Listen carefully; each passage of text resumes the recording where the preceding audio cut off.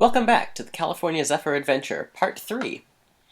In the first two parts, we traveled from Chicago through Denver all the way to Moffett Tunnel at the Continental Divide at Winter Park, Colorado.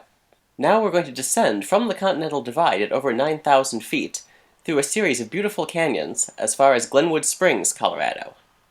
And we start with this one right here, Fraser River Canyon, which follows the Fraser River, you guessed it, north and west from the Winter Park area. Though the river is mostly frozen, the little bit of water that is still flowing creates miles of interesting patterns and colors on the surface.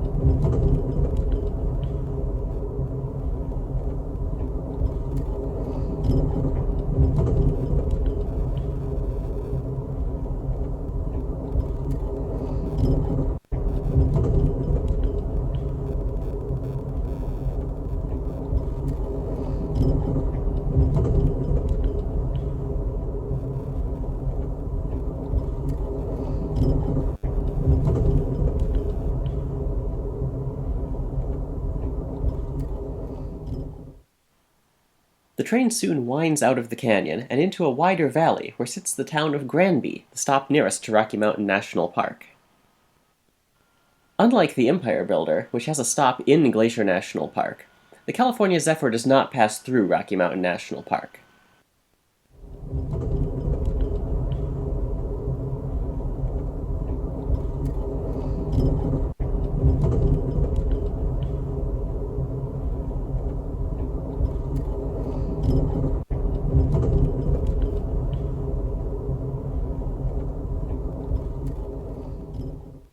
Near Granby, there's a passing siding, where we meet one of the half-dozen or so freight trains that runs on this line every day.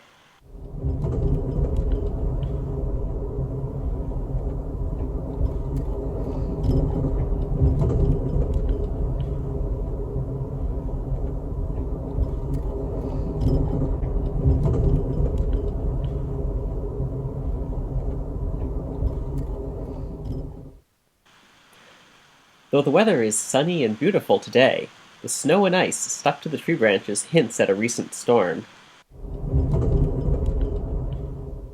After rounding a few more curves, the train makes its way into Byers Canyon, which is stunning, although not as long as some of the other canyons.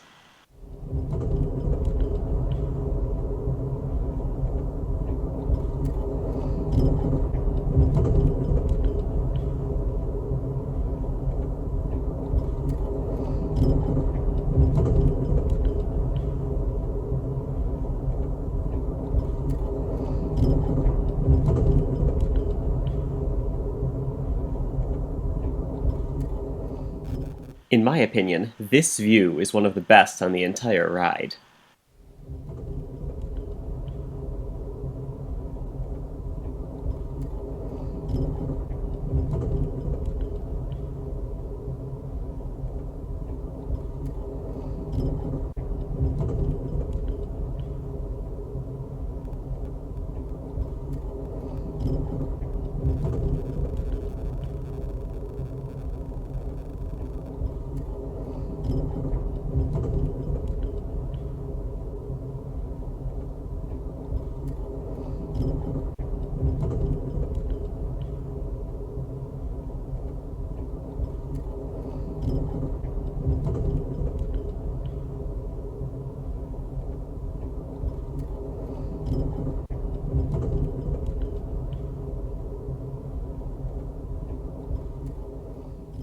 Exiting Byers Canyon, the valley and the river widen once again.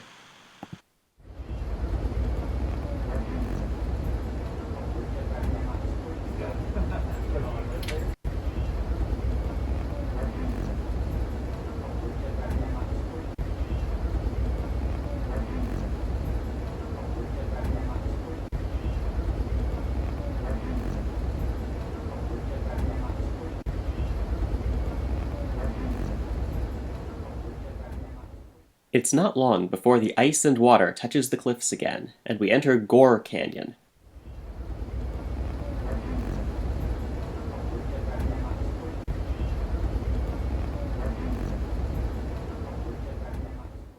The canyon is so narrow that the road uses a different route, and the tracks are alone in the canyon.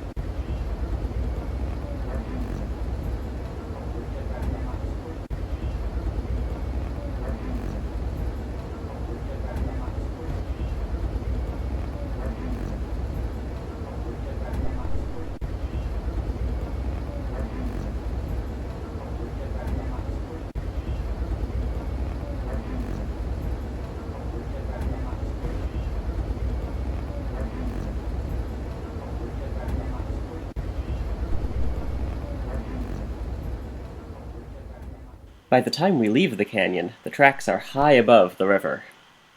The railroad can't decrease elevation nearly as quickly as the river can, so we'll spend this next wide valley working our way down to water level again, just in time to enter Glenwood Canyon. Since our roomette is on the correct side of the train to see Glenwood Canyon really well, we head back there and let some other passengers have our seats in the observation car.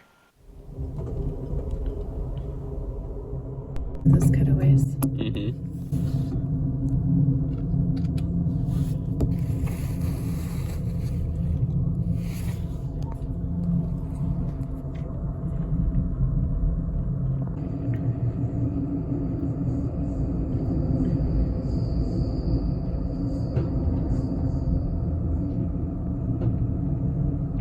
Five engines.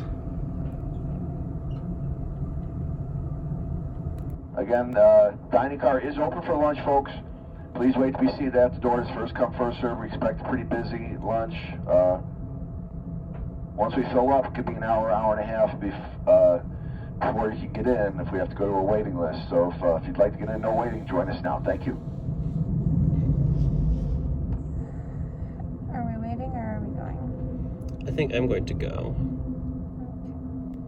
Ladies and gentlemen, this is Conductor Chris checking in. Local time is 1:09 p.m. on the Mountain Time Zone. Currently today on the train, we had some good dispatching, some excellent engineers up front.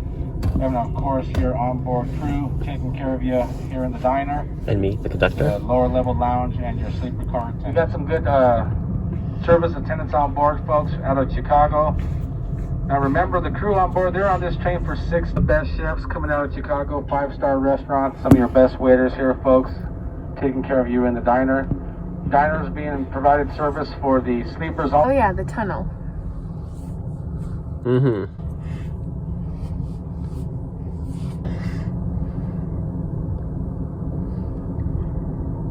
When we were little, we would always ask Dad to honk and hear it echo. He'd only do it if he was the only one in the thing. Yes, this is Glenwood Canyon, a sight so spectacular it inspired the creation of dome cars. Unsurprisingly, the original California Zephyr had several.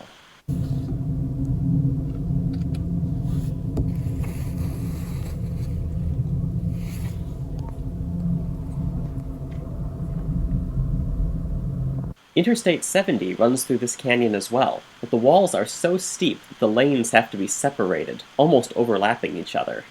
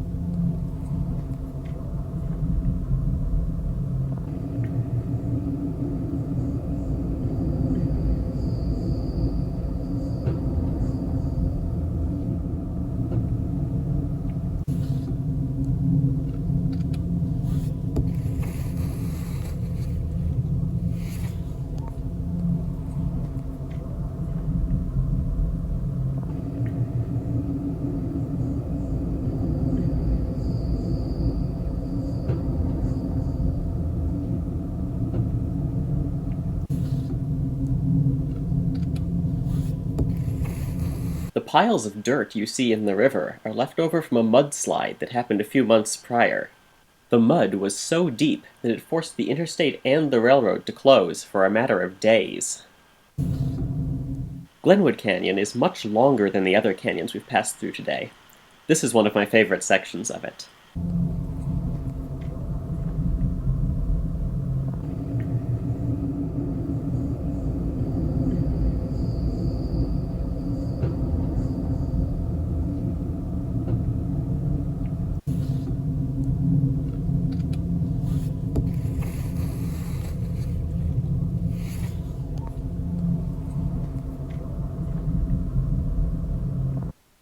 Also unlike the other canyons, Glenwood is just wide enough for the railroad to squeeze in a passing siding, where we meet the eastbound Zephyr.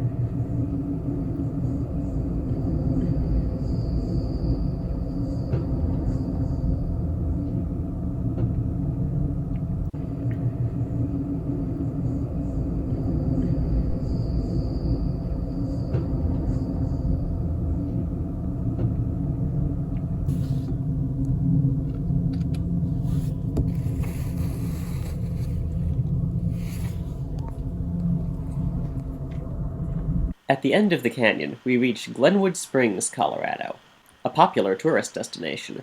From here, we'll keep descending and passing from the mountains into the Red Rocks region.